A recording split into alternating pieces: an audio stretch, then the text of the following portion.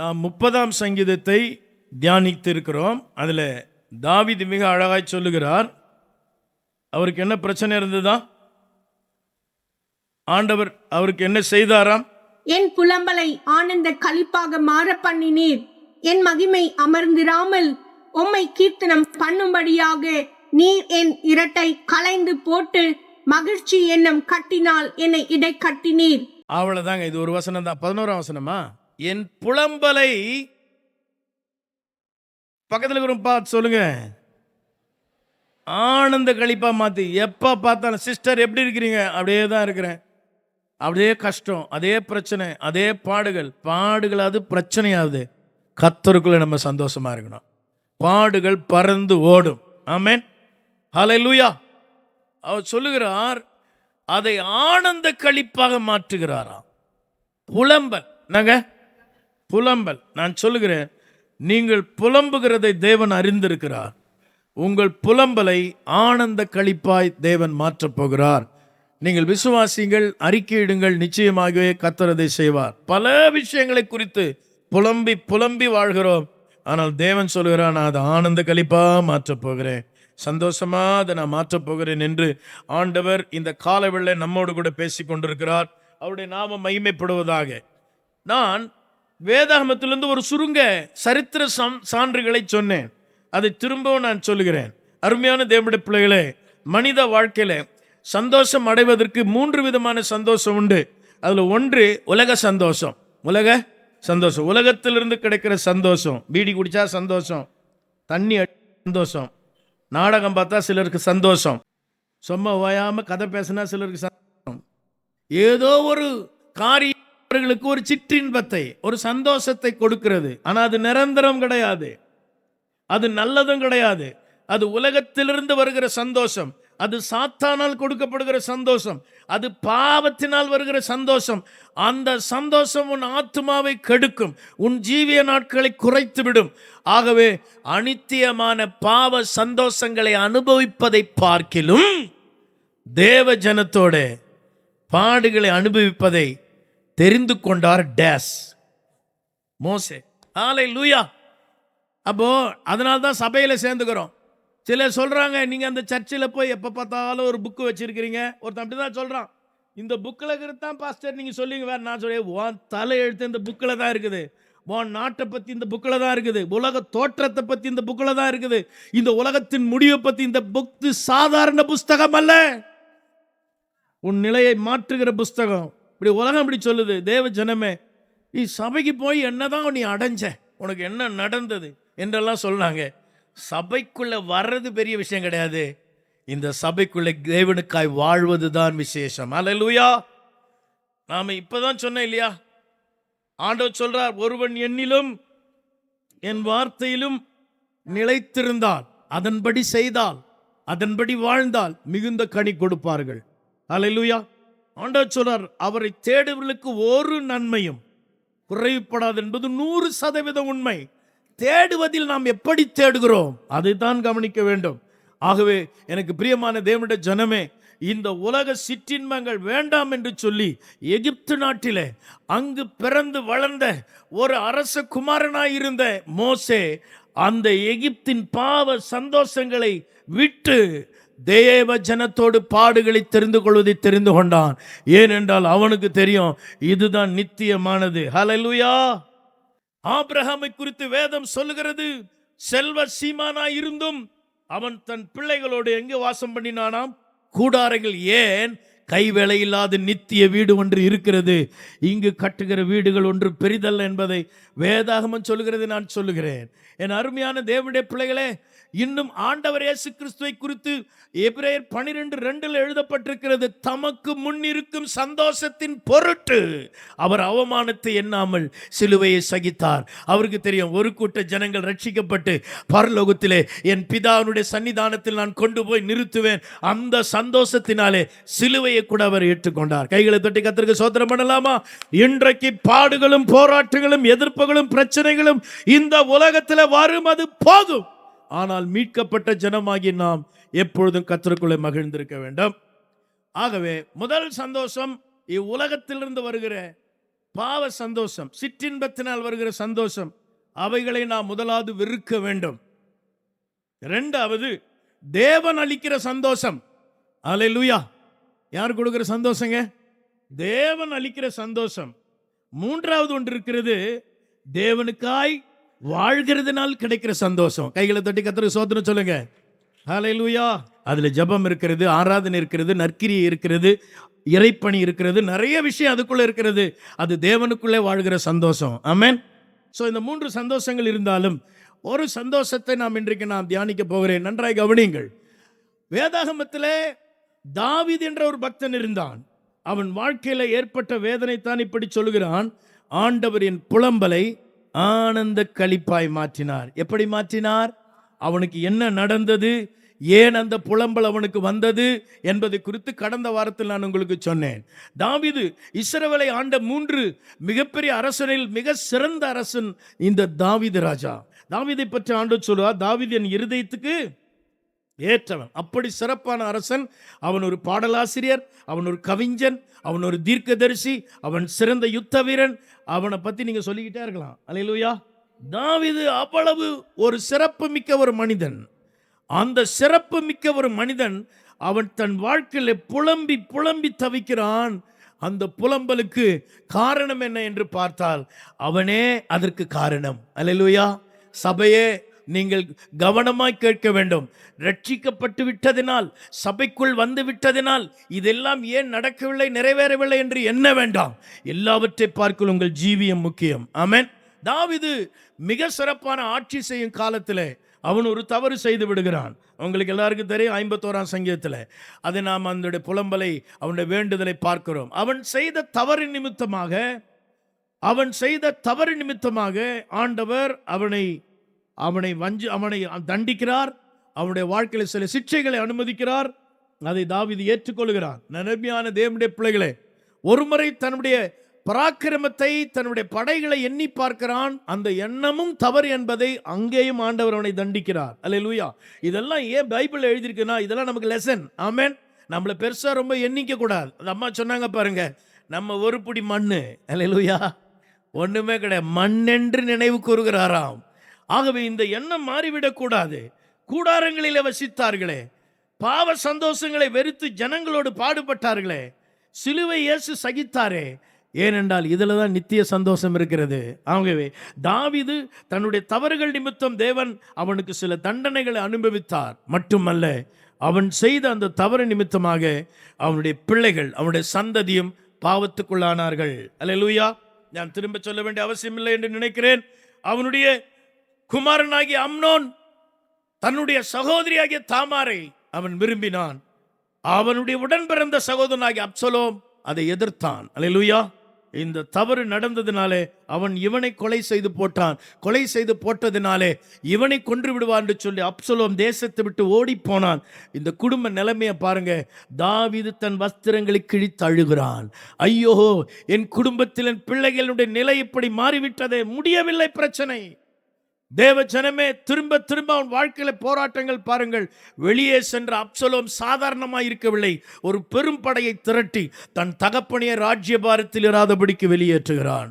தாவீது ராஜா 60 வயதுடைய தாவீது ராஜா தான் வெறுங்காலோடு, தான் அணிந்த வஸ்திரங்களோடு, ராஜாவாயிருந்த சிறந்த அரசனாயிருந்த அவன் வெறுங்காலோடு அழுது கொண்டு தன் தேசத்தை விட்டு காட்டுக்குள்ளே நடந்து செல்கிறான். பல தேசங்களில் தஞ்சமாயிருக்கிறான், காடுகளில் வசிக்கிறான். அவன் நிலைமை பரிதாபமாயிருந்த 4 ஆண்டுகள் இந்த வேதனை அவன் சகித்தான். என் புலம்பலை ஆனந்த களிப்பாய் மாற்றினீர் என்று பின்புதான் பாடுகிறான்.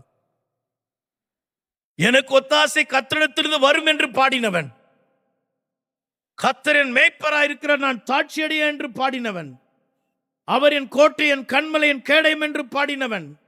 என் அருமையான தேவனுடைய ஜனமே, இன்றைக்கு அவன் எல்லாராலும் கைவிடப்பட்டவனாய், தன் பிள்ளைகளுடைய தவறு அவன் மனதை வேதனைப்படுத்தியதே. அவன் துரத்தப்பட்டது மிகப்பெரிய வேதனை. அவனால் அந்த வாழ்நாட்களை கடந்து செல்ல முடியாத வேதனை. அதனால்தான் சில சங்கீதங்கள் அவர் பாடியிருக்கிறது நீங்கள் பார்க்கும் பொழுது, என் அருமையான தேவனுடைய பிள்ளைகளே, அந்த சங்கீதங்கள்லாம் தீர்க்க தரிசனமாகவும் அவனிலிருந்து வெளிப்பட்டது. தாவீதை போல ஒரு சிறந்த அரசன் இல்லை, தாவீதை போல தேவனோடு உறவாடினவன் இல்லை, தாவீது செய்த சின்ன சின்ன தவறுகள் நிமித்தம் அவன் சந்ததி அது பிடித்தது. சபையே, உன்னை குறித்தும் உன் குடும்பத்தை குறித்தும் ஜாக்கிரதையா இருக்க வேண்டும். கைகளை தட்டி கர்த்தரை மகிமைப்படுத்தலாமா? ஹல்லேலூயா. இவைகளெல்லாம் நமக்கு திருஷ்டாந்தரமாய் வைக்கப்பட்டிருக்கிறது. அவனுக்கு ஆலோசகனாய் இருந்த அகிதோப்போல் என்பவன், அவனும் அவனுக்கு சத்ருவாய் மாறினான். ஏனென்றால் உரியாவுக்கு சொந்தக்காரன் அவன். அதனாலே இவனுக்கு சாதகமாய் இருக்க வேண்டிய ஆலோசனை கொடுக்க வேண்டிய அவன் பாதகனாய் மாறினான். எப்படிப்பட்ட பாதகன் தெரியுமா? அப்சலோமை அழைத்து அவன் கண்முன்னே அவனுடைய மறுமனையாட்டியில இடத்துல பிரவேசிக்கும்படியான ஒரு காரியத்தை, ஒரு அக்கிரம செயலை செய்யும்படியாய் தூண்டினான். அது நடந்தது.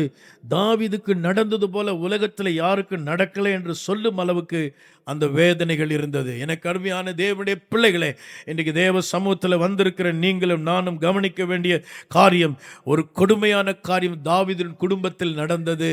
அதனால்தான் சொல்கிறார், நான் புலம்பி புலம்பி புலம்பி அழுதேன், என் புலம்பலை ஆனந்த களிப்பாய் மாற்றினார். தாவீதினுடைய கூடாரம் விழுந்து போனது. தாவீதினுடைய குடும்பம் சீரழிந்து போனது. தாவீதின் குடும்பம் ஒரு கேளிக்கை பொருளாய் மாறியது. இனி அந்த குடும்பத்திலிருந்து மாற்றம் வருமா? எத்தனையோ வாக்குறுதிகளை ஆண்டவர் கொடுத்தாரே, அந்த குடும்பம் சிறக்குமா என்கிற நிலையில் வரும் பொழுதுதான் எனக்கு அன்பான தேவனுடைய பிள்ளைகளே, விழுந்து போன தாவீதின் கூடாரத்தை தேவன் எடுப்பித்து கட்டினார். கையை தட்டி கர்த்தருக்கு சோதனம் பண்ணுங்க. இந்த தாவீதின் வழியிலே ஆண்டவராகிய இயேசு கிறிஸ்து இந்த உலகத்தில் பிறந்தார். எத்தனையோ தாவீதின் கூடாரங்கள் விழுந்துவிடக் கூடாது என்பதற்காக இயேசு பிறந்து அநேக குடும்பங்கள் சீர்கெட்டு போகக்கூடாது என்பதற்காக நம்மை எல்லாரும் வாழ வைக்கும்படி தாவீதின் குமாரனாய் அவர் ஹல்லேலூயா பெத்லெகேமிலே பிறந்தார் என்று எழுதப்பட்டிருக்கிறது. இயேசு பிறக்கலனா மனித வாழ்க்கை சீரழிந்து போயிருக்கும். ஹல்லேலூயா. தலை குனிந்து வாழ்ந்த வாழ்க்கை தலை நிமிர்ந்து வாழ வைத்தவர் ஆண்டவராகிய இயேசு கிறிஸ்து. ஆகவே என்னை கேட்டுக்கொண்டிருக்கிற அருமையான தேவனுடைய பிள்ளைகளே, இப்படி சிறப்பான அரசனாயிருந்த தாவீது எல்லாவற்றையும் இழந்து போகிறான். எல்லாவற்றையும் இழந்த பின்பு அவன் நிலை வேதனைக்குரியதாய் மாறுகிறது. தன் பிழையை உணர்ந்து தேவனிடத்துக்கு திரும்புகிறான். தேவன் அவனுடைய வாழ்க்கையை மறுபடியும் புதுப்பித்து கட்டுகிறதை நாம் பார்க்கிறோம். இது தாவீதினுடைய வாழ்க்கையில் நடந்த காரியங்களை நான் உங்களுக்கு சொல்லுகிறேன். ஹல்லேலூயா, ஹல்லேலூயா. இதற்கு அவருடைய பிள்ளைகள், அங்கு நடந்த சம்பவங்கள், அது விரிவான காரியங்கள். சுருங்க நான் உங்களுக்கு சொல்லியிருக்கிறேன். ஒரு குடும்பம் எப்படி பாழாய் போகிறது, இதற்கு ஒரே ஒரு ஆதாரம் வார்த்தை என்னன்னு சொன்னா, எதை விதைக்கிறாயோ அதை அறுப்பாய். நீ என்ன செய்கிறாயோ அதற்கான பலனை தேவன் கொடுப்பார். தேவன் பார்த்து கொண்டே இருக்கிறார். ஹல்லேலூயா, ஹல்லேலூயா. அரசன் அன்றே கொள்ளுவான், இறைவன் நின்று கொள்ளுவான். நீங்கள் செய்ததெல்லாம் தேவன் மறந்து விட்டார் என்று எண்ண வேண்டாம். மனம் அறிந்து தேவனிடத்தில் திரும்புங்கள். தேவன் உங்களுக்கு மனஸ்தாபப்படுகிறவராய் இருக்கிறார். ஹல்லேலூயா. உங்கள் பாவம் சிவேரென்று இரத்தாம்பர சிவப்பை போல் இருந்தாலும் அது வெண்பஞ்சை போல மாற்றுகிற தெய்வம் உங்கள் நடுவே இருக்கிறார். ஹல்லேலூயா. ஆகவே என் அருமையான தேவனுடைய பிள்ளைகளே, தேவ பிள்ளைகளாகிய நாம் இந்த சந்தோஷத்தை அடைவதற்கு தாவீதின் வாழ்க்கையில் இருக்கிற காரியங்களை நான் திரும்ப சொல்லுகிறேன். ஆனால் இன்றைக்கு நாம் சந்தோஷம் பெறுவதற்கு 3 வழிகள் இருக்கிறது. சந்தோஷம் பெறுவதற்கு 3 வழிகள் இருக்கிறது. அது வேதம் நமக்கு சொல்லிக் கொடுக்கிறது. வேகமா என்னோடு கூட வாருங்கள். வேதாகமம் சொல்லுகிறது, நெகேமியாவின் புஸ்தகம் 8ஆம் அதிகாரம் 10ஆம் வசனம் சொல்லுகிறது, தேவ பிள்ளைகளே, நாம் மகிழ்ச்சியாய் தான் இருக்க வேண்டும் என்பதற்கு ஏராளமான வசனங்கள் வேதத்தில் உண்டு. களி கூற வேண்டும், மகிழ வேண்டும், சந்தோஷப்பட வேண்டும் என்றெல்லாம் பல வார்த்தைகள் சொல்லப்பட்டிருக்கிறது. இவைகள் எல்லாம் அருமையான தேவனுடைய பிள்ளைகளே, நம்முடைய வாழ்க்கையிலே நாம் பெற்று அனுபவிக்க வேண்டிய வார்த்தைகள். நெகேமியா 8ஆம் அதிகாரம் 10ஆம் வசனம். பின்னும் அவன் அவர்களை நோக்கி, நீங்கள் போய் கொழுமையானதை புசித்து மதுரமானதை குடித்து ஒன்றுமில்லாதவர்களுக்கு பங்குகளை அனுப்புங்கள். இந்த நாள் நம்முடைய ஆண்டவருக்கு பரிசுத்தமான நாள். விசாரப்பட வேண்டாம். கர்த்தருக்குள் மகிழ்ச்சியாயிருப்பதே உங்களுடைய பலன். ஹல்லேலூயா. இது அப்படியே பிரசங்கின் புத்தகத்துல போனீங்கன்னா இந்த வார்த்தை இப்படிதான் சொல்லுது. மனுஷனுக்கு 2 கொடுத்திருக்கிறார் ஆண்டவர். என்னதுங்க? மகிழ்ச்சியா இருப்பதும் உயிரோடு இருக்கையில் நன்மை செய்வதுமே அல்லாமல் வேறொரு நன்மையும் மனுஷனுக்கு இல்லை என்று அறிந்தேன். நன்மை செய்வதும், இது இங்க சொல்றாரா? நீங்கள் என்ன கொடுக்கணுமா? பரிசுகளை அனுப்ப வேண்டும். ஆமென். நீங்கள் மகிழ்ச்சியா இருக்க வேண்டும். இத 2 விஷயத்தை இங்க நெகேமியாவும் சொல்றாரு. நீங்கள் விசாரப்படும் நாட்கள் அல்ல. நீங்கள் வெகுமதிகளை, மற்றவர்களுக்கு அன்பளிப்புகளை, மற்றவர்களுக்கு கொடுக்க வேண்டிய, மற்றவர்களை வாழ்த்த வேண்டிய, பிறருக்காக வாழ வேண்டிய வாழ்க்கையும், நீ மகிழ்ச்சியா இருக்க வேண்டிய வாழ்க்கையும் தான் கிறிஸ்துவம் நமக்கு சொல்லிக் கொடுக்கிறது. புரிஞ்சவங்க கையை தட்டி கர்த்தருக்கு ஸ்தோத்திரம் பண்ணுங்க. முதலாவது உன்னை குறித்தும், உன் வாழ்வை குறித்தும், உன் மீட்பை குறித்து நீ சந்தோஷமா இருக்கணும். 2வது இந்த சந்தோஷத்தை மற்றவர்களுக்கு பகிர்ந்து கொடுக்க வேண்டும். யாம் பெற்ற இன்பம் இவ்வையகம் பெருக வேண்டும், இல்லையா? ஆகவே இந்த உலகத்துல இந்த சந்தோஷத்தை கொண்டு போகாம விசுவாசிங்க உட்கார்ந்துகிட்டு, பாஸ்டர் வயித்து வலிக்குது, இந்த பாஸ்டர் ஜெபம் பண்ணா இன்னொரு பாஸ்டர் கிட்ட போயிடுறாங்க. பஸ் ஏறி போறாங்கன்னா, கடிதம் போடுறாங்கன்னா, ஃபோன் பண்றாங்க. ஆனா நீங்க 10 வயித்து வலிக்காரனுக்கு ஜெபம் பண்ண வேண்டும். கர்த்தர் உங்களை அப்படி பார்க்கிறார். அல்லேலூயா. நீ உன் பிரச்சனையை பார்க்கிற. ஆண்டவர் பிரச்சனையை தீர்க்கிற களிம்பே மருந்தே நீதான். உன்னை மீட்டெடுத்ததே அதுக்குதான். இது விசாரப்படும் நாட்கள் அல்ல. நீங்கள் பரிசுகளை கொடுக்க வேண்டும், மகிழ்ச்சியா இருக்க வேண்டும். இந்த 2 விஷயம் தான் கர்த்தர் சொல்றார். நன்மை செய், மகிழ்ச்சியா. இதுதான் மனிதனுக்கு கொடுக்கப்பட்டது. இதைத்தான் சொல்லுகிறார். ஆகவே விசாரப்படும் நாட்கள் திருச்சபையில் இருக்கிற தேவ பிள்ளைகளுக்கு கிடையாது. இது கர்த்தர் உண்டு பண்ணின நாள். கர்த்தர் கொடுத்த அற்புதமான மீட்புக்குரிய ஜனமாய் இருக்கிற நமக்கு கர்த்தர் கொடுத்த கிருபையான காலங்கள். இந்த காலங்களை முதலாவது நீங்க சந்தோஷமா இருங்க, 2வது மற்றவங்களை சந்தோஷப்படுத்துங்க. பிரச்சனை என்னன்னா, நாம நம்மளை குறிச்சே சரியான தெளிவில்லாது இருக்கிறோம். அல்லேலூயா. நாம் யார் என்பதை நாம் உணராது இருக்கிறோம். ஆண்டவர் அடிக்கடி சொல்றார், இஸ்ரவேலே உனக்கு ஒப்பானவன் யார்? பக்கத்தில் கைப்பிடி சொல்லுங்க. சிஸ்டர், உங்களுக்கு ஒப்பானவன். என்ன அழகா இருக்கிறீங்க, என்ன அருமையா பாடுறீங்க. சொல்லுங்க. நான் சொன்னேன் இல்லையா, சமீபத்தில் சொன்னேன், ஒரு பாஸ்டர் என் செவி கேட்க சொன்னார், செத்துட்ட பின்னாடி தான் ஏன் சொல்றீங்க, உயிரோடு இருக்கும்போது ஒருத்தனே வாழ்த்த மாட்டீங்க, அவர் செத்தப்பினா அவர் இப்படியும் அப்படியான்றீங்க. நான் அதுக்கப்புறம் நான் புரிஞ்சுக்கினது என்னன்னா, உயிரோடு இருக்கும்போது எல்லாரையும் வாழ்த்துவேன். அதனால நீங்க உயிரோடு இருக்கிறீங்க, அவங்களும் உயிரோடு இருக்கிறாங்க. சொல்லுங்க, நீங்க நல்லா இருக்கிறீங்க. Praise God. இதுல ஒரு தேவ பிரசன்னம் இருக்குதுங்க. இதுல நீங்கள் சொல்ற அறிக்கையில அற்புதங்கள் இருக்குது. நீங்க நல்லா கவனிங்க. இப்ப நான் சொல்றேன், நாம் தேவனுடைய பிள்ளைகள் மட்டுமல்ல, நாம் தேவனுடைய ஸ்தானத்திற்கு தேவன் நம்மை பார்க்கிறார். அல்லேலூயா. நான் செய்த கிரியைகளை பார்க்கிலும் நீங்க சுமாரா செய்வீங்க, அப்படியே சொன்னாரு.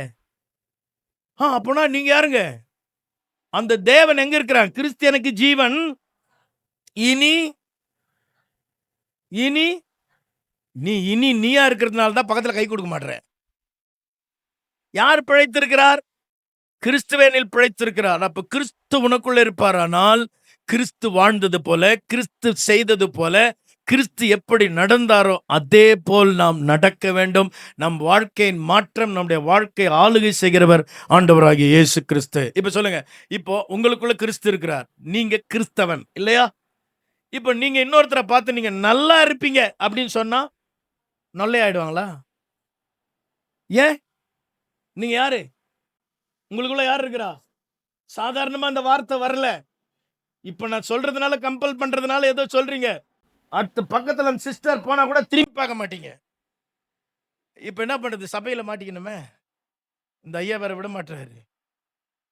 அல்லேலூயா. அவர் சொல்றாருங்க, நான் சொல்லுவேன்றார். 1-2 பேர் சொல்றீங்க, கர்த்தர் உங்களை ஆசீர்வதிப்பார். சொல்லுங்க, மற்றவர்களை வாழ்த்துங்கள், பாராட்டுங்கள், புகழுங்கள். அவருடைய வளர்ச்சியை குறித்து பாராட்டுங்கள், அவருடைய ஆவிக்குரிய நிலை குறித்து பாராட்டுங்கள். அவர்களுடைய காரியங்களை நீங்கள் பாராட்ட பாராட்ட, உற்சாகப்படுத்த உற்சாகப்படுத்த அவர்கள் வளருவார்கள், நலிந்து போக மாட்டாங்க. அல்லேலூயா, அல்லேலூயா. அவைகளை நீங்கள் கவனம் செலுத்த வேண்டியது எதுன்னு சொன்னா ஸ்பிரிச்சுவல் லைஃப். ஆமென், அல்லேலூயா. அதுல அவங்க டவுனா இருந்தா, நீ ரொம்பவே ரொம்ப அழகா இருக்கிறீங்க, அழகா இருக்கிறீங்க, அழகா தான் இருப்பாங்க. ஜபமே பண்ண மாட்டாங்க அந்த சிஸ்டர். எதையும் பண்ணுங்க, ஜபம் பண்ணணும், சொல்லணும், புத்தியும் சொல்லணும், பாராட்டவும் செய்யணும். இதுதான் கவனித்தல். ரைட், போகட்டும். 2 விஷயம் நான் சொன்னேன். நீங்கள் என்ன செய்யணுங்க? நன்மை செய்யணும், மகிழ்ச்சியா இருக்கணும். அல்லேலூயா. எப்போ நமக்கு மகிழ்ச்சி வரும்னா, நான் யார் என்று என்னை புரிந்து கொண்டால் தான் எனக்கு சந்தோஷமா இருக்கும். அல்லேலூயா. நான் கர்த்தருடைய கரத்தில் இருக்கிற அலங்காரமான முடி. ஆண்டவர் என்னை தெரிந்தெடுத்திருக்கிறார். நான் தேவனுடைய பிள்ளை. தேவனுடைய திருவசனத்தை கைக்கொள்ளுகிறவன். தேவனுடைய அபிஷேகம் என் மேல் இருக்கிறது. அவர் தூய இரத்தத்தினால் நான் மீட்கப்பட்டிருக்கிறேன். எனக்காக வாக்குறுதிகளை கர்த்தர் கொடுத்திருக்கிறார்.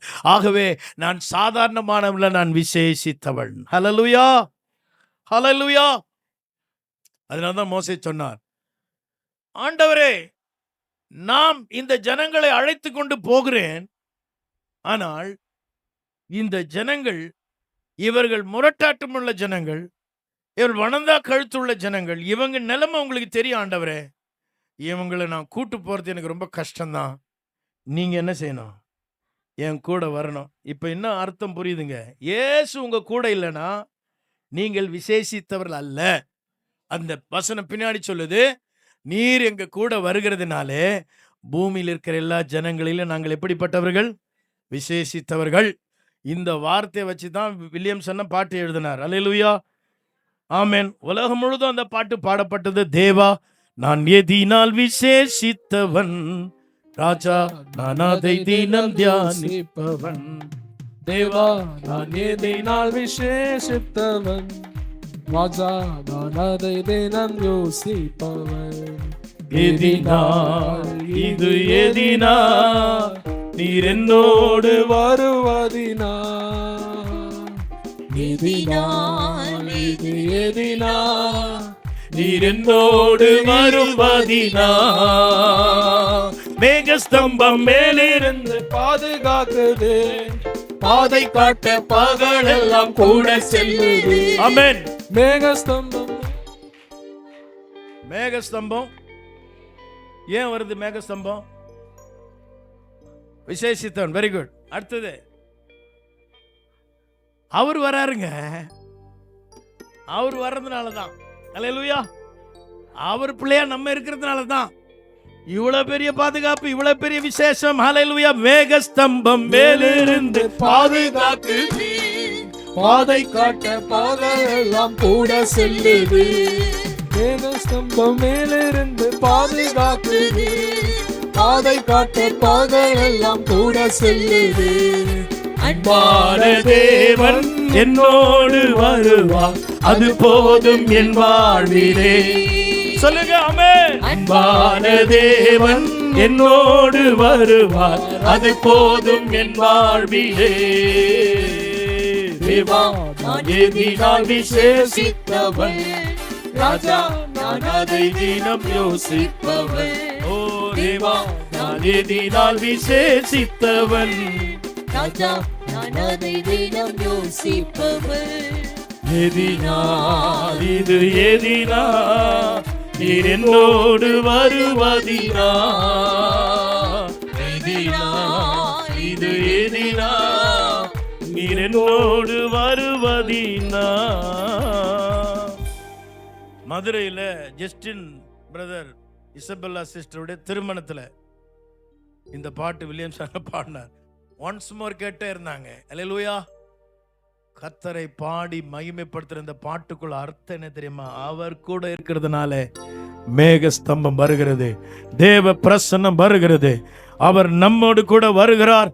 நாம் பூமியில் இருக்கிற பூச்சக்கரம் எங்குள்ள ஜனங்களை பார்க்கிலும் நீங்களும் நானும் விசேஷித்தவர்கள். இந்த தெய்வத்தை நீங்க தூக்கிட்டு போவனா, அந்த தெய்வம் நம்மோடு கூட வருகிறார். அல்லேலூயா. அவரை பூட்டி வைக்க வேணாம், அவர் நமக்குள்ளே வாழ்ந்து கொண்டிருக்கிறார். என் அருமையான தேவ ஜனமே, அவர் நம்மோடு இருப்பதினால் நாம் விசேஷித்தவர்கள். எத்தனை பேர் இதை நம்புறீங்க? உலகம் முழுவதும் மிகப்பெரிய எழுப்புதல். எங்கு பார்த்தாலும் ஜனங்கள் ரட்சிக்கப்படுறாங்க, மீட்படைகிறாங்க. ஒரு பக்கம் சபைக்கு துன்பங்களும் போராட்டங்களும் வருகிறது. ஆனாலும் தேவ ஜனங்கள் ஒடுங்கி போகவில்லை, அமர்ந்து விடவில்லை, துதித்து மகிமைப்படுத்துகிறார்கள். தேசங்கள் மாறுகிறது. இந்த நாட்டில் மட்டும்தான் நம்மளை சிறுபான்மைன்னு சொல்றான். உலகளாவிய நம்ம சிறுபான்மையில் கிடையாது, பெரும்பான்மை உள்ள ஒரு கூட்டம் நம்ம. ஹல்லேலூயா, ஹல்லேலூயா. என் அருமையான கர்த்தருடைய ஜனமே, இந்த தேசத்துல தான் நம்ம அற்பமா எண்ணப்படும். ஆனாலும் அதுக்கு ஆண்டவர் வாக்கு சொல்லிட்டார். யாக்கோபு என்னும் சிறு பூச்சியே நீ பயப்படாதே, சிறு மந்தையே ஆமா பயப்படாதே. ஹalleluya. இந்த சிறு கூட்டம் திரள் கூட்டமாய் மாறும். ஆமென். அதற்குத்தான் நாம யார் என்பதை அறிந்து கொள்ள வேண்டும். உன்னை கொண்டு தேவன் வெளிச்சத்தை கொண்டு வரப்போகிறார், சீர்திருத்தத்தை கொண்டு வரப்போகிறார், விடுதலை கட்டளையிடப் போகிறார், மாற்றத்தை கொண்டு வரப்போகிறார். ஆகவே உன்னை குறித்து உன் தேவனை குறித்து சரியான புரிதல் உனக்கு இருக்குமானால் நீ கர்த்தருக்குள்ள மகிழ்ந்திருப்பாய். இரண்டாவது, நீ மற்றவனை குறித்த கரிசனை உனக்கு வந்து. இயேசு உள்ள இருந்தார்னா, இயேசு இந்த உலகத்துல அவர் வாழ்ந்த நாட்கள் 33.5 வருடம் மாம்சத்தில் வந்த இயேசு கிறிஸ்து. ஆனால் 3.5 வருடங்கள் தான் திருப்பணி செய்தார். அந்த 3.5 வருஷத்துல இயேசு நடந்தே திரிந்தார். கிராமங்கள் தோறும் பட்டணங்கள் தோறும் அவர் நடந்து சென்ற போதெல்லாம் அவர் எதை பார்த்தாரு? அழகான பூத்தோட்டம் இருக்குதா பார்த்தாரா? ஆண்டவர் இந்த உலகத்துல 2 விஷயத்தை இதுல பிரதானப்படுத்துறார். நம்மை பற்றி நமக்கு புரிதல் வேண்டும். இரண்டாவது, இந்த இயேசு நமக்குள்ள இருப்பாரானால் அவர் சுற்றி திரிந்த நேரமெல்லாம் அவர் பார்த்தது பிணியாளிகளை பார்க்கிறார், கைம்பெண்களை பார்க்கிறார், மரித்து போன நிலையில் அழுது கொண்டு வருகிற தாயாரை பார்க்கிறார், பிறவி முடவன் குருடனையும் பார்க்கிறார், வாழ்க்கையில தள்ளப்பட்டவளை பார்க்கிறார். இயேசு கண்ணெல்லாம் அதை தான் பார்க்குது. ஆண்டவர் இயேசு உனக்குள்ள இருப்பாரானால் உன் பார்வையும் அப்படிதான் இருக்கணும். அல்லேலூயா. மாங்காய் தேங்காய் பார்க்க கூடாது. அழிஞ்சி போகிற ஆத்துமாக்களை உங்களுடைய கண்கள் பார்க்கணும். நீங்கள் திருச்சபைக்கு வருகிற மக்களை பாருங்க. அந்த சிஸ்டர் சோகமா இருக்கிறாங்க. சிஸ்டர் என்ன ஒரு மாதிரி இருக்கிறீங்க? சந்தோஷம் பாருங்க. அனிதா இவ்வளவு விஷயம் சொன்னாங்க, விசாரிச்சிருக்கிறோமா? நம்ம பார்க்கணும். ஒரு கவனிக்கிற இடம் தான் சபை. நீங்கள் அவர்களுக்காக ஜெபிக்கலாம், அவர்களை விசாரிக்கலாம். எப்படி இருக்கிறீங்க, நல்லா இருக்கிறீங்களான்னு சொல்லலாம், அவளுக்கு ஆறுதல் சொல்லலாம், தைரியப்படுத்தலாம், அவளை வழி நடத்தலாம். தேவ பிள்ளைகளே, முடிந்தால் உங்களால் உங்களுக்குள்ள நன்மைகளை பகிர்ந்து கொடுக்கலாம். இதுதாங்க சபை, இதுதான் சபை. ஏன் இந்த எண்ணம் நமக்கு வருதுன்னா, நம்ம யாரு? கிறிஸ்தவன். நம்ம யாரு? கிறிஸ்து எங்க இருக்கிறார்? இனி நான் அல்ல. அப்படியா? அப்படியானால் உங்களுக்குள்ள இயேசு பிழைத்திருப்பாரானால் முடிஞ்சதும் பேக் எடுத்துன்னு விட்டு ஓடுற மாட்டீங்க. நின்று அந்த அக்காவையோ அங்கிளையோ பார்த்து தோத்திரம் பண்ணி பேசிட்டு நீங்க போவீங்க. கிறிஸ்தவன் என்ற பெயரை வச்சுக்கிட்டு போலித்தனமாய் வாழாதீர்கள். கிறிஸ்து உங்களுக்குள்ளே வாழ்வாரானால் உங்களை குறித்த நிலையை உணர வேண்டும், மற்றவர்களை குறித்த பார்வை உங்களுக்கு வேண்டும். இப்படிப்பட்ட கிருபைகளை கர்த்தர் நம்முடைய சபைக்கு தருவாராக. ஆகவே தான் சொன்னா, உன்னிடத்தில் அன்பு கூறுவது போல இந்த பிரதான கட்டளை தெய்வம் நமக்கு கொடுத்திருக்கிறார். ஆகவே அன்பு கூறுவேன். ஈஸியா பாடிடுறோம். அப்ப அந்த சிஸ்டர் நீங்க விசாரிச்சீங்கன்னா அதுதான் அன்பு கூறுதல். இந்த சிறியாருக்கு எதை செய்தீர்களோ அது எனக்கே செய்தீர்கள். அல்லேலூயா, அல்லேலூயா. சில நேரங்களில் நான் இப்படி யோசிப்பேன். நிறைய பலவீனமா இருப்பாங்க, கஷ்டப்படுவாங்க, சத்துரு போராட்டம் இருக்கும், ராத்திரில பகல்ல அந்த நேரமெல்லாம் அந்த பிள்ளைகளுக்காக ஓடுவோம், முடிஞ்ச அளவுக்கு ஓடுவோம், ஜெபிப்போம். ஊழியர்களாகி எங்களுக்கு பலவீனம் வந்துடும். அல்லேலூயா. அப்ப யாருமே என்ன செய்ய மாட்டாங்க, விசாரிக்க மாட்டாங்க. சில தேவ பிள்ளைங்க கேள்விப்பட்டிருந்தா, பாஸ்டர் என்ன பாஸ்டர் நீங்க கவனமா இருங்க இப்படி சொல்லி ரொம்ப புத்திமதி சொல்லுவாங்க, விசாரிப்பாங்க. அது எனக்கு ரொம்ப பலனா இருக்கும். அல்லேலூயா, ஆமென். உங்களை நம்பி தான் நாங்க இருக்கிறோம், என்ன நம்பி நீங்க இருக்கிறீங்க. இந்த உறவை தேவன் நமக்கு ஏற்படுத்தியிருக்கிறார். விசாரிப்பாரற்ற மந்தை கிடையாது இது. நாம் விசாரிக்கிற ஒரு கூட்டம் இது. நம்முடைய தேவன் நம்மை விசாரிக்கிறார். அந்த விசாரிக்கிற தேவன் உனக்குள்ளும் எனக்குள்ள இருக்கிறார். ஆகவே நம்மை குறித்த ஒரு புரிதல் வேண்டும். நாம் ஆண்டவர் இயேசு கிறிஸ்துவினுடைய கிருபையினாலே மற்றவர்களுக்கு நன்மை செய்கிற, நற்கிரியை செய்கிற மனிதர்களாக இருக்க வேண்டும் என்பதை இந்த சத்தியம் சொல்கிறதை நாம் வாசிக்கிறோம். ரைட், போகட்டும். ஆகவே நெகேமியாவிலிருந்து ஒரு வசனத்தில் இந்த விஷயங்களை சொன்ன 3 சந்தோஷம், 3 விதமான மகிழ்ச்சி. அவர் சமூகத்தில் கிடைக்கிற மகிழ்ச்சி. எங்க கிடைக்குதுங்க மகிழ்ச்சி? ஆமா, ஆண்டவர் சமூகம் தாங்க மகிழ்ச்சி. இது ஆண்டவர் சமூகம் எங்கங்க? எங்க இருக்குது ஆண்டவர் சமூகம்? இங்க இருக்குதா? அப்புறம் நீங்க வீட்டுக்கு போயிட்டா வராதா? உங்களோடு இருக்குதுங்க. எப்போ அவருடைய சமூகத்தை நீங்க ஃபீல் பண்ணனா அவரை தொழுது கொள்ளணும், அவரை தொழுது கொள்ளணும். நிறைய மிஷினரி இயக்கங்கள்லாம் எப்படி வந்து தெரியுங்களா? ஓய்வு நேரங்களில் இந்த லஞ்ச் டைமில் கூடி ஜெபம் பண்ணுவாங்க. அல்லேலூயா. ஃப்ரெண்ட்ஸ் எல்லாம் கூடி ஜெபம் பண்ணுவாங்க. அப்படி ஜெபம் பண்ணி உருவானது தான் ஃப்ரெண்ட்ஸ் என்னங்க மிஷனரி இயக்கம். அல்லேலூயா. ஃப்ரெண்ட்ஸ் ப்ரேயர் பேண்ட் மிஷனரி இயக்கம் இல்லையா? அந்த எஃப்எம்பிபி என்கிற அந்த இயக்கம் உருவானது இப்படித்தான். ஜெம்ஸ் இயக்கம் இப்படிதான் உருவாச்சு. விஸ்வவாணி இயக்கம் இப்படிதான் உருவாச்சு. இன்னும் ஏராளமான மிஷனரி இயக்கங்கள் உருவாவதற்கு காரணமே அந்த கொஞ்சம் பிரேக் டைம் இருக்கு இல்லையா, அப்போ ஒரு ப்ரேயர் பண்ணுவாங்க. கண்ணீரோடு ஜெபம் பண்ணுங்க, பாரத்தோடு ஜெபம் பண்ணுங்க. இந்த சாட்சி சொல்லும் போதெல்லாம் எனக்கு அழுகை தான் வரும். ஏன்னா அவ்வளோ கஷ்டங்கள், அவ்வளோ பாடுகள், இதெல்லாம் நம்ம கடந்து வந்திருக்கிறோம். இன்றைக்கி நம்ம நல்ல நிலையில் இருந்தால் கூட நம்ம மற்றவர்களுக்காக ஜெபிக்க கர்த்தர் இந்த நல்ல நிலைக்கு வச்சிருக்கிறார். அல்லேலூயா. ஆகவே தேவ பிள்ளைகளை நீங்கள் கூடி அவருடைய சமூகத்தை எப்போது நாடி தேடுகிற பிள்ளைகளாக இருக்க வேண்டும். அவர் சமூகம் தான் நமக்கு சந்தோஷம். அல்லேலூயா. இந்த சமூகத்தை விட்டு யாரெல்லாம் ஓடி போகிறார்களோ அவர்கள் சந்தோஷத்தை இழந்து விடுவார்கள். முதல்ல அவங்க வாழ்க்கையில் எது போயிருங்க? சந்தோஷம் போயிடும்.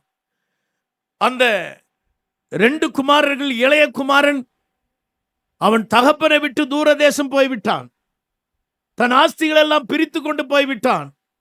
உலக சிற்றின்பங்களை சுகபோகமாய் வாழ ஆரம்பித்தான். அவனுக்கு தெரிஞ்சதுன்னா உலகத்தில் நல்லா வாழணும், நல்லா சாப்பிடணும், நல்லா உடுத்தணும், நித்திய ஜீவனை குறித்து கவலை கிடையாது. தேவ பிள்ளைகளே, தான் பெற்றெடுத்த பெற்றோரை குறித்து அவனுக்கு கவலை கிடையாது. பிள்ளைகளுக்கு நான் ரொம்ப தயவா சொல்றேன், பிள்ளைகளுக்கு பெரியவர்களுக்கு நான் சொல்கிறேன், உன்னை பெற்ற தாயும் தகப்பனையும் தயவு செய்து கனம் பண்ணுங்கள். அவள் வயது சென்ற போது அவர்களை நீங்கள் விசாரியுங்கள். அவளுக்கு செய்ய வேண்டிய கடமைகளை செய்யுங்க. உங்களுக்கு அருகாமையில் அவளை வைத்துக் கொள்ளுங்கள். நீங்கள் செய்கிற இந்த காரியம், எபேசியர் சொல்லுகிறது, நீ நல்லா இருப்ப, உன் வாழ்நாள் நீடித்திருக்கும். எனக்கு தெரியும், அப்படி பயபக்தியாய் தன் பெற்றோரை நடத்தினவர்களாம் இங்கே இருக்கிறீங்க. ஆகவே இப்பொழுது இருக்கிற இளைஞர்களுக்கு சொல்லுகிறேன், நீ எந்த உச்ச நிலைக்கு போனாலும் உன் தாயும் தகப்பனை சாகும் வரைக்கும் நீ கனம் பண்ண வேண்டும். ஹல்லேலூயா. என் அருமையான தேவனுடைய பிள்ளைகளே, மகிழ்ச்சியா இருப்பதற்கு நான் சில வழிகளை உங்களுக்கு சொல்லுகிறேன். நம்பர் 1, என்னோடு கூட வாசிங்க, சில காரியங்களை சொல்றேன். சங்கீதங்களின் புத்தகம் 16:11 வாசிங்க. 16:11. ஜீவ மார்க்கத்தை எனக்கு தெரியப்படுத்துவீர். உம்முடைய சமூகத்தில் பரிபூர்ண ஆனந்தமும் உம்முடைய வலது பாரிசத்தில் நித்திய பேரின்பமும் உண்டு. லேவியராகமம் 23:40, 1 நாளாகமம் 16:27. இந்த வசனங்கள்லாம் சொல்லுகிறது ஆண்டவருடைய சமூகம், ஆண்டவருடைய அந்த பிரசன்ஸ். அவரை நாம் தேடுகிறோமே, அவருடைய சமூகத்தை நாடுகிறோமே, அங்கேதான் நமக்கு மகிழ்ச்சி இருக்கிறதா. மகிமையும் கனமும் அவர் சமூகத்தில் இருக்கிறது, வல்லமையும் மகிழ்ச்சியும் அவர் ஸ்தலத்தில் இருக்கிறது. ஆமென். 7 நாள் எப்படி இருங்க? இது கூடார பண்டிகை. கூடார பண்டிகை என்ன சொல்றாருங்க? மகிழ்ச்சியா இருங்க. எங்க? அவர் சன்னதியில். அல்லேலூயா. அவர் சன்னதியில் தான் இந்த மகிழ்ச்சி உண்டு. 1 நாளாகமம் 16:27. இந்த உலகத்துல எதுலயும் கிடையாது. அவர் சமூகம் தான் சந்தோஷம். ரட்சிக்கப்பட்ட பிள்ளைகள் இதை உணர வேண்டும். ஆண்டவர் சமூகம் உன் கூடவே இருக்கணும். ஆண்டவர் சமூகத்துல நீ இருக்கணும். சமூகம் இல்லாமல் நான் போக மாட்டேன் என்று சொன்னார் மோசே. ஆண்டவர் சொன்னார், என் சமூகம் உனக்கு முன்பாக செல்லும். அப்ப அவர் வரணும். அந்த தெய்வம் வராவிட்டால், அவருடைய பிரசன்னத்தை உணராவிட்டால், தயவு செய்து நீங்கள் உங்களை சரிப்படுத்திக் கொள்ளுங்கள். இந்த வாழ்க்கை பயணம் அவருடைய பிரசன்னம் இல்லாமல் போகக்கூடாது. ஆகவே பிரசன்னத்தை விட்டு விலகி சென்ற சிலரை நான் உங்களுக்கு சொல்லுகிறேன். ஆதாம் ஏவாள் எங்க வச்சிருந்தார்? ஏதேன்ல வைத்திருந்தார். ஆண்டவர் என்ன செஞ்சார்? தோட்டத்தை விட்டு வெளியேற்றினார். ஏன் வெளியேற்றினார்? தோட்டம் என்பது சபை. சபையை விட்டு ஆண்டவர் வெளியேற்றுறார். ஏன்? கீழ்ப்படியாமை எங்க இருக்கிறதோ நீங்களும் தேவனை விட்டு வெளியேற்றப்படுகிறீர்கள். கீழ்ப்படியாமையின் பிள்ளைகளிடத்தில் பிசாசு கிரியை செய்கிறான். எபேசியர் 2:2 சொல்லுகிறது, ஆனால் கீழ்ப்படுகிற யாவருக்கும் தாம் வாக்குத்தத்தம் பண்ணினதை அவர்களுக்கு கொடுக்க நிறைவேற்ற அவர் வல்லவராய் இருக்கிறார் என்று எழுதப்பட்டிருக்கிறது.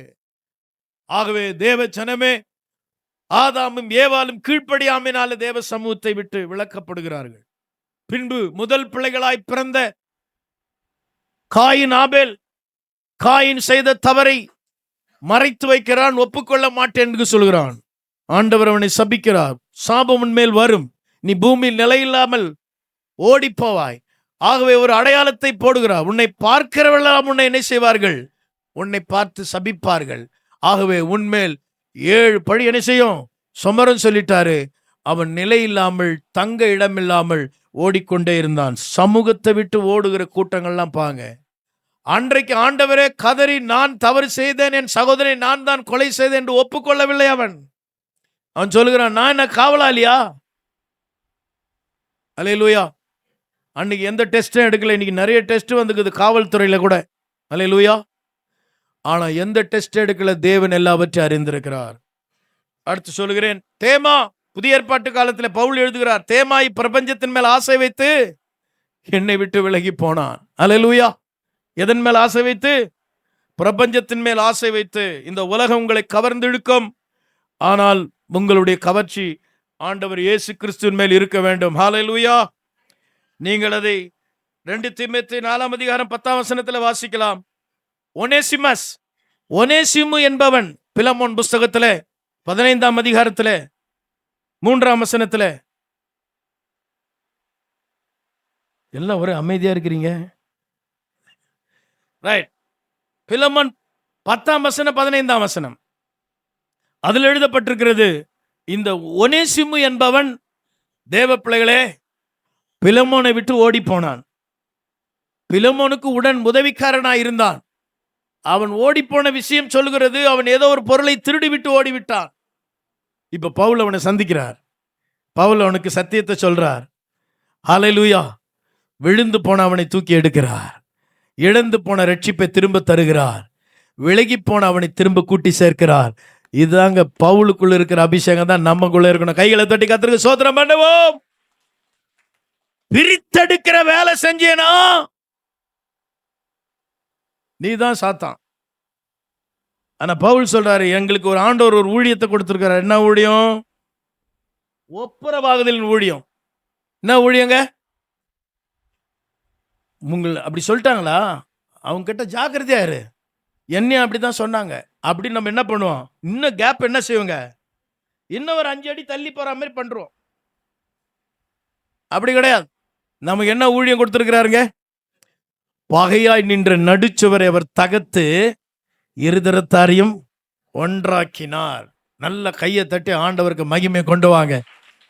ஒன்று சேர்ப்பது தான் ஒரு வேலை.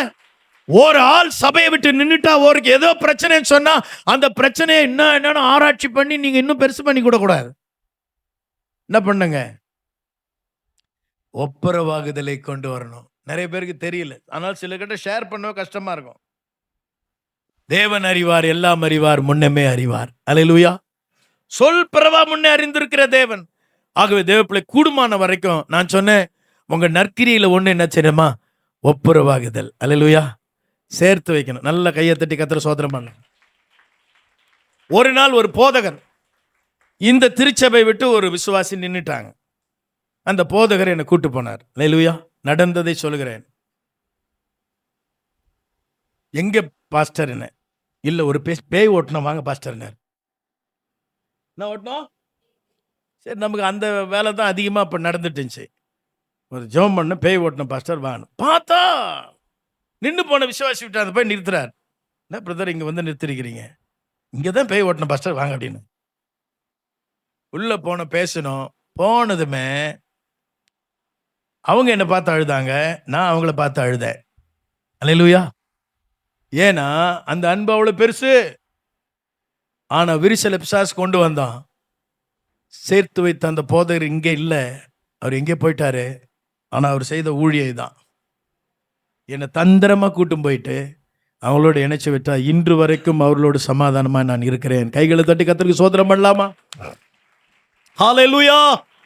யாவரோடு சமாதானமா இருங்கள், விலகி போக வேண்டாம். விரிச்சல் வராதபடிக்கு தேவ ஜனமே நீங்களும் நானும் பிரயாசப்படணும். ஒரு ஆள் நின்னுட்டா உடனே போய் பார்க்கணும், அவளை விசாரிக்கணும், அவளை கொண்டு சேர்க்கணும். ஹல்லேலூயா. இந்த ஒப்புரவாதலின் ஊழியத்தை எங்களுக்கு தந்தார் என்று பவுல் எழுதுகிறார். இதைத்தான் இயேசுவின் கல்வாரி சிலுவையிலே பகையை வென்று இருதரத்தாரை ஒன்றாக்கினார். ஹல்லேலூயா. இன்னைக்கு நமக்குள்ளே இப்படிப்பட்ட ஒரு பார்வை இருக்க வேண்டும். வேற்றுமைக்கு இடமிராதபடிக்கு ஒற்றுமைக்கு நாம் எவ்வளவாகிலும் பிரயாசப்பட்டு அந்த பணியை செய்கிறவளை கர்த்தர் இந்த திருச்சபையிலே வைத்திருக்கிறார். அநேகரை எழுப்ப போகிறார். நான் அதை பிரசங்கிக்கிறேன். ஹல்லேலூயா.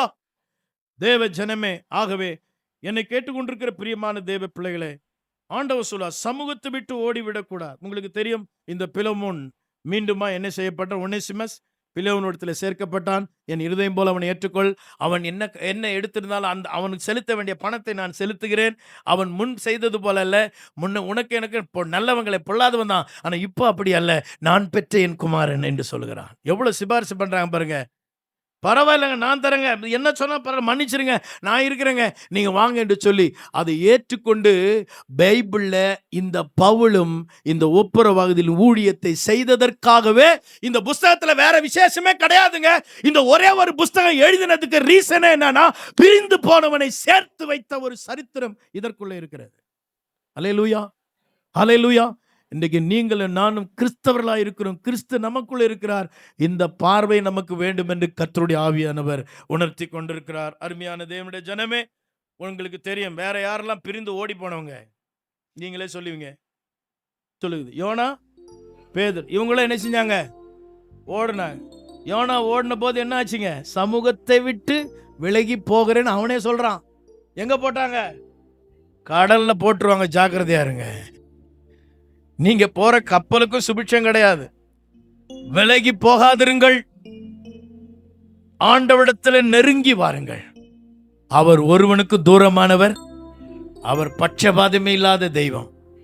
உங்கள் ஜெபத்தில், வேத வாசிப்பில், சபை கூடுகையில், எல்லா ஊழியங்களிலும் இன்னும் இன்னும் உங்களை நெருங்கி நெருங்கி வந்து ஆண்டவருடைய சமூகத்தோடு கூட இருக்கிற வாழ்க்கை நீங்கள் செய்யுங்கள். கர்த்தர் உங்களுக்கு அந்த கிருபை அருளுவாராக. ஆகவே இப்படி வேதாமத்தில் பலரை நான் உங்களுக்கு சொல்லிக்கொண்டே போக முடியும். இப்பொழுது நான் சொல்ல வேண்டிய சத்தியத்துக்கு இப்போ தான் சொல்ல போறேன். அல்லேலூயா.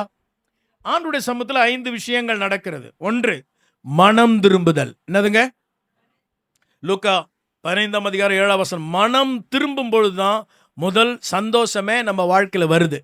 அது போல மனம் திரும்ப அவசியம் இல்லாத 99 நீதிமான்களை குறித்து சந்தோஷம் உண்டாகிறதை பார்க்கிலும் மனம் திரும்புகிற ஒரே பாவியின் நிமித்தம் பரலோகத்தில் மிகுந்த சந்தோஷம் உண்டாயிருக்கும் என்று உங்களுக்கு சொல்லுகிறேன். அது போல, அதாவது 100 ஆடுகள், அதில் ஒன்று காணாமல் போகிறது. அதை ஒப்பிட்டு சொன்ன பின்பு ஆண்டவர் அந்த ஒரு ஆடு எவ்வளவு முக்கியமோ அதே போல இங்க 100 நீதிமான்கள் இருக்கிறது பெருசு கிடையாது. ஒரு பாவி மனம் திரும்பினால் பரலோகத்திலே சந்தோஷம். ஹல்லேலூயா. நமக்கும் சந்தோஷம் இல்லையா? கையை தட்டி கர்த்தருக்கு ஸ்தோத்திரம் பண்ணுவோம். ஹல்லேலூயா. இயேசு இந்த உலகத்துல பிரசங்கிக்க ஆரம்பித்த போது அவர் முதல் சொன்ன வார்த்தை மனம் திரும்புங்கள். அதே நீங்க கையை பிடிச்சி சொல்லுங்க. ஏன்னா இவங்களுக்கும் பரலோக ராஜ்யம் சமீபமா தான் இருக்குது. எப்ப மண்டை போடும் சொல்ல முடியாது இல்லையா? ஆனா என்ன செஞ்சுனுங்க? மனம் திரும்பிடுங்க. அக்கா கிட்ட பேசாம இருக்கிறீங்க, ரொம்ப ரொம்ப வருஷமா பேசுறீங்க, வாங்கின கடனை கொடுக்காம இருக்கிறீங்க, திருப்பி கொடுத்துருங்க. அல்லேலூயா. எதுக்கெடுத்தாலும் சின்ன சின்ன சின்ன சின்ன அது பொய்யா தெரியாது, அதெல்லாம் என்ன செய்யுங்க? சரி பண்ணிக்குங்க. என்ன திரும்புங்க? மனம் திரும்புங்கள், பரலோக ராஜ்யம் சமீபமாய் இருக்கிறது. சங்கீதம் 35:9 வேகமாய். என் ஆத்துமா கர்த்தரில் களி கூர்ந்து அவருடைய ரட்சிப்பில் மகிழ்ந்திருக்கும். அவருடைய ரட்சிப்பில் நான் மகிழ்ந்திருக்கிறேன். நல்லா கவனிங்க. முதலாவது மனம் திரும்புதல். ரட்சிப்பு எப்போ நடக்கிறதோ அப்பொழுதுதான் நமக்கு சந்தோஷம் வருகிறது. இது எங்க நடக்கிறது? சமூகத்துக்கு வரும்பொழுது முதலாவது ரட்சிப்பின் சந்தோஷம். அல்லேலூயா. இரண்டாவது, நான் வேகமாய் முடிச்சு விடுகிறேன். சங்கீதம் 34:5 உங்க எல்லாருக்கும் தெரியும். அவர்கள் அவரை நோக்கி பார்த்து பிரகாசம் அடைந்தார்கள், அவர்கள் முகங்கள் வெட்கப்படவில்லை. அவர்கள் முகங்கள் வெட்கப்படவில்லை, மாறாக அவர்களுக்கு சந்தோஷம் உண்டாகிறது. 4ஆம் சங்கீதம் 7ஆம் வசனம். அவர்களுக்கு தானியமும் திராட்சை ரசமும் பெருகி இருக்கிற காலத்தின் சந்தோஷத்தை பார்க்கிலும் அதிக சந்தோஷத்தை என் இருதயத்தில் தந்தீர். அவர்களுக்கு இந்த உலகத்தில் இருக்கிற மனுஷர்களுக்கு திராட்சை ரசமும் தானியமும் பெருகி இருக்கிற காலத்தில் அவங்க ரொம்ப சந்தோஷப்படுவாங்க இல்லையா? அந்த சந்தோஷத்தை விட அதிக சந்தோஷத்தை என் ரட்சிப்பில் ஆண்டு கொடுத்திருக்கிறார். ஹல்லேலூயா. அதிலும் எது என்று சொன்னால் அருமையானது, அவரை நான் நோக்கி பார்த்ததினாலே இந்த ரட்சிப்பு எனக்கு கிடைத்திருக்கிறது. கைகளை தட்டி கர்த்தருக்கு ஸ்தோத்திரம் சொல்லுங்க. இருளில் இருக்கிற ஜனங்கள் மகா பெரிய வெளிச்சத்தை கண்டார்கள். ஹல்லேலூயா. அவரை நோக்கின ஒருவரும் வெட்கப்பட்டு போகிறதில்லை.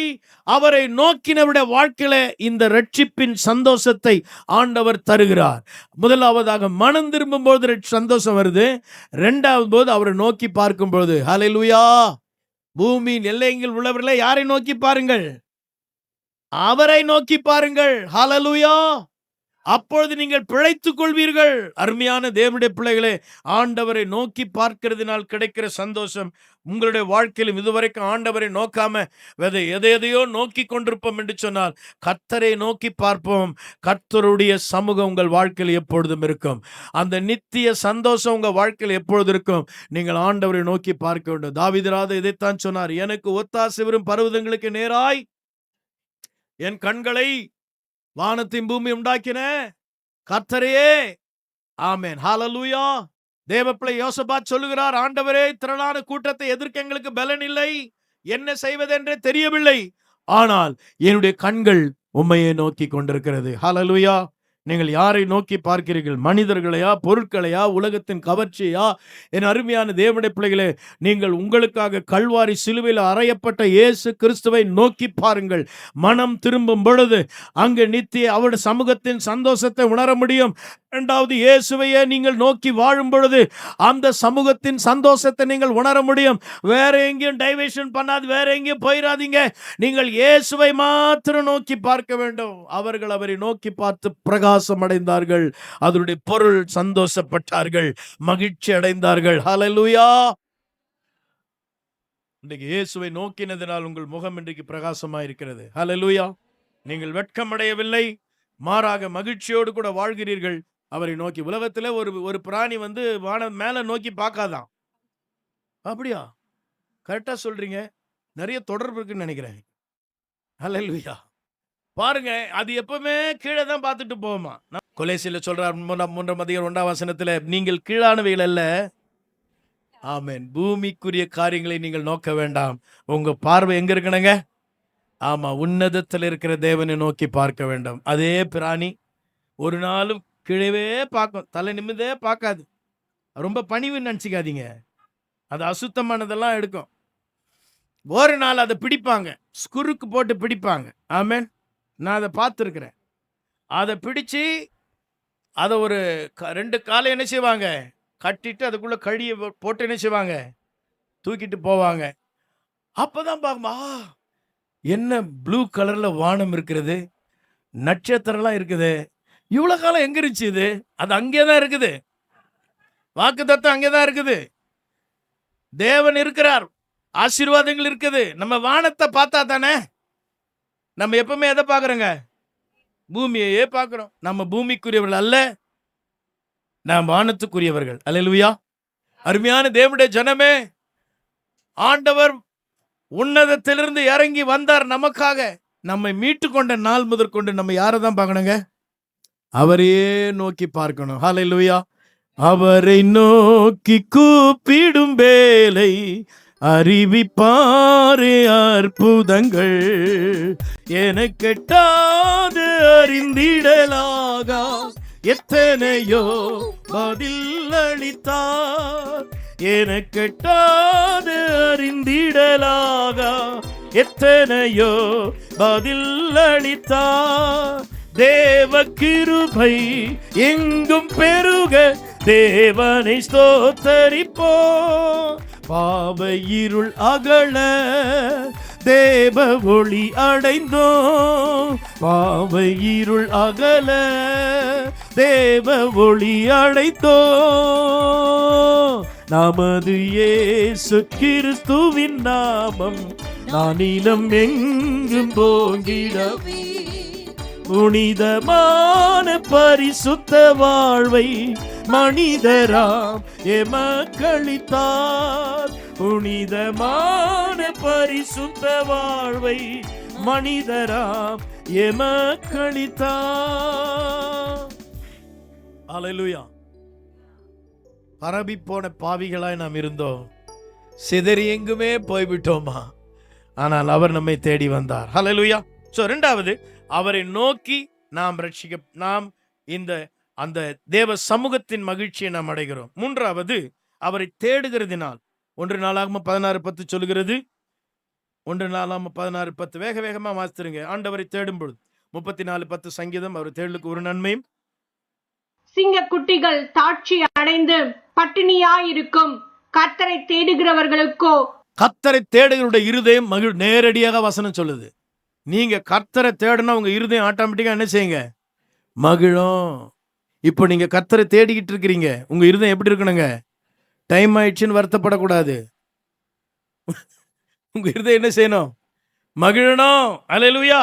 நான் இப்ப முடிச்சிட போறேன், பயப்படாதீங்க. எசேக்கியேல் 16:9, எசேக்கியேல் 46:3 இந்த வசனங்கள்லாம் தேவ சமூகத்தை குறித்து. சமூகம் என்று சொன்னால் அவரை தொழுது கொள்வது, அவரை நோக்கி ஜெபிப்பது, அவருக்கு பலி செலுத்துவது, அவருக்கு ஆராதனை செய்கிற அத்தனை விஷயமும் ஆண்டவரை தேடுகிறதை குறித்து வேதாகமம் சொல்லுகிறது. மீகா 6:6, யாத்திராகமம் 29:11, 29:28 இந்த வசனங்கள் எல்லாம் தேவனை தொழுது கொள்வதை பற்றி சொல்லுகிறது. வாசிக்க நேரமில்லை, ஆகவே வேகமாக நான் போகிறேன். நீங்கள் கர்த்தரை தேட வேண்டும்.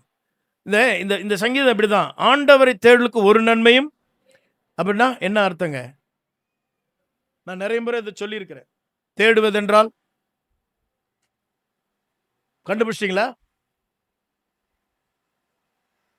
தேடுவதென்றால் என்ன? இப்ப திடீர்னு ஒருத்தர் கீழவே பார்த்துக்கிட்டு போறாங்க, ஏதோ தொலைச்சிட்டாங்க. Very good. ஏதோ ஒன்று என்ன செஞ்சிட்டாங்க? இழந்துட்டாங்க, தொலைச்சிட்டாங்க. அல்லேலூயா. இப்போ அவர் எப்படி தேடுவாங்க? காசு தொலைச்ச பெண்ணை குறித்து இயேசு சொல்றார். அவர் விளக்கை குறித்து வீட்டை சாத்தி என்ன செய்வா? அந்த கட்டிலு கீழே, அந்த பீரோ கீழே உள்ளெல்லாம் நுழைஞ்சு 20 ரூபாய் காயின், 10 ரூபாய்னா கூட விட்டுருவேன், காயின் 20 ரூபாய் போட்டிருக்கிறாங்க. ஆகவே அவ தேடுறா. தேடி அதை கண்டுபிடிச்சது என்ன ஆகுமா? ரொம்ப சந்தோஷப்பட்டான்னு இயேசு சொல்லுவார். ஸோ நல்லா கவனிங்க, அவரை தேடுவதனுடைய அர்த்தம் எப்ப சந்தோஷம் வரனா? தேடி கண்டுபிடிச்சதும் என்ன வருங்க?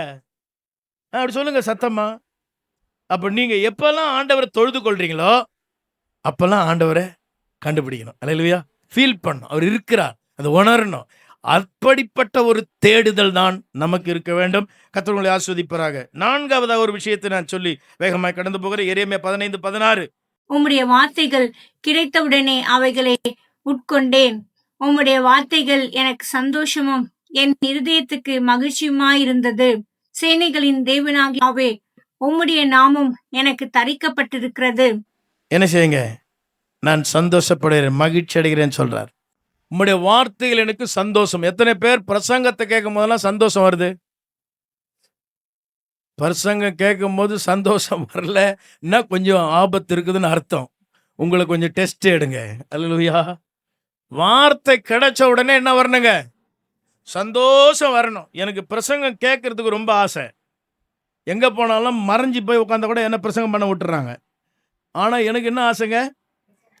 ஆமா, பிரசங்கம் பண்ணி பண்ணி பண்ணி பண்ணி இப்படியே இருக்கிறேன் இல்லையா? நம்ம பிரசங்கம் கேட்கணும், அதுதான் நல்லது. ஆமென். எனக்கு சில செய்தி கிடைக்கும், எனக்கு நல்ல தகவல் கிடைக்கும், நான் சில வார்த்தையில பலன் அடைய முடியும். ஆகவே அருமையான தேவனுடைய பிள்ளை, நிறைய பேருக்கு பாஸ்டர் மாதிரி நானும் மேடையில் ஏறி பிரசங்கம் பண்ண ஆசை. பிரசங்கம் பண்ணுறதை விட பிரசங்கம் கேட்கறது ஆசை உங்களுக்கு எப்பவுமே இருக்கட்டும். அது ரொம்ப பிரயோஜனமா இருக்கும். அல்லேலூயா. ஆமென். நீங்கள் பிரசங்கிக்க வேண்டிய விஷயம், நான் சுவிசேஷத்தை என்ன செய்யுங்க? பிரசங்கம் பண்ணுங்க. சமயம் வாய்த்தாலும் வாய்க்காவிட்டாலும் நீங்க அதை சொல்லுங்க. வெளியில இருக்கிறவங்களுக்கு சுவிசேஷம், உள்ள இருக்கிறவங்களுக்கு உபதேசம். அல்லேலூயா. கர்த்தருக்கு மகிமை உண்டாகட்டும். நான் வேகமா வார்த்தையை கேட்கிறதுனாலே மகிழ்ச்சி. அருமையான தேவனுடைய பிள்ளைகளே, இறுதியாக ஒன்றை சொல்லி முடிக்கிறேன். அவரோடு வாழ்கிறதுனாலே மகிழ்ச்சி. யோவானின் சுவிசேஷம் 16:20-22 வசனங்கள் வாசிக்கும் பொழுது, அவர்கள் சந்தோஷப்பட்டு களி கூறுவார்கள், நீங்கள் துக்கப்படுவீர்கள், ஆனாலும் உங்கள் துக்கம் சந்தோஷமாய் மாறு. ஏன் இந்த உலகம் ஆண்டவருக்காக நீ வாழ்கிறதுனால உன்னை நிந்திக்கும், பகைக்கும். இந்த உலகத்துல பல பாடுகள் இருந்தாலும் நீ கர்த்தருக்கென்று அவரோடு வாழ்கிறாயே, அந்த வாழ்க்கையில தான் அவருடைய சமூகத்தின் சந்தோஷம் இருக்கிறது. கைகளை தட்டி கர்த்தருக்கு ஸ்தோத்திரம் பண்ணலாமா? அவரோடு வாழ்கிற வாழ்க்கை நமக்கு வேண்டாம். அருமையான தேவனுடைய பிள்ளைகளே, 1 வாசிக்கிறோம். 64 சங்கீதம் 10 வசனம், எபிரேயர் 12, இந்த வசனங்கள் எல்லாவற்றையும் நீங்க வாசிக்கும் பொழுது ஆண்டவருக்காக நாம் வாழ்கிற வாழ்க்கையில தான் சந்தோஷம் இருக்கிறது. ஹல்லேலூயா. அவருடைய சத்தியத்தை கைக்கொண்டு உத்தம இருதயத்தோடு நாம் வாழ்வோமானால் அவர் சமூகத்தில் சந்தோஷம் உண்டு. அவருடைய சமூகத்தில் 5 காரியங்களை சொன்னேன். வேகமா சொல்லிட்டீங்கன்னா நான் இப்ப முடிச்சிருவேன்.